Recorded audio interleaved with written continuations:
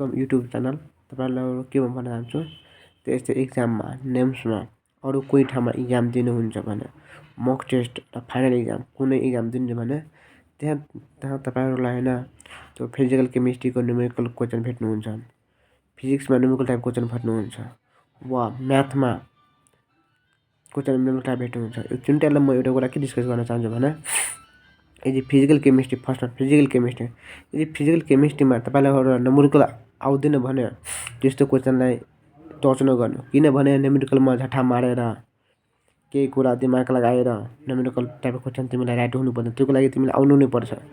त्यसैले नेगेटिभ मार्कमा नजानु न्युमेरिकल टाइपको क्वेसनमा। दोस्रो कुरा फिजिक्समा पनि न्युमेरिकल टाइप क्वेसन छ, गाह्रो छ, आउँदैन, कन्सेप्ट छैन, बुझेको छैन त त्यहाँ नजानु, किन त त्यहाँ फिजिक्समा पनि गरेर फाइदा छैन। म्याथमा पनि तिमीलाई कोही क्वेसन आउँदैन न हेरेको छु न कि त त्यसलाई नभन्नु, टाइम वेस्ट र नेगेटिभ मार्कमा नजानु।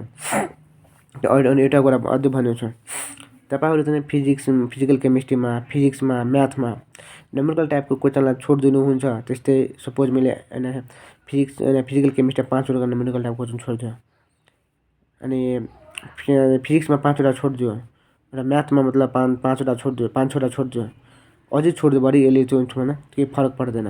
किनभने त्यो फिजिकल केमिस्ट्री फिजिक्समा र म्याथमा 10-15वटा 20वटा क्वेसन न्युमेरिकल टाइपको यताउति क्वेसन त्यस्तो हार्ड धेरै हुन्छ, त्यसलाई माइन्ड नगर्नु। 20 मार्क छोडेर तिमी केही प्रब्लम हुँदैन। तिमी यदि 180 मार्कमा होइन राम्रो 180वटा मार्कमा मिलाएर आयो भने त्यसैले नाम निस्किन्छ। त्यसैले फिजिकल केमिस्ट्रीमा फिजिक्समा म्याथमा नआउने क्वेसनहरू नगर्नु, टच नगर्नु, त्यो नेगेटिभ मार्कमा नजानु।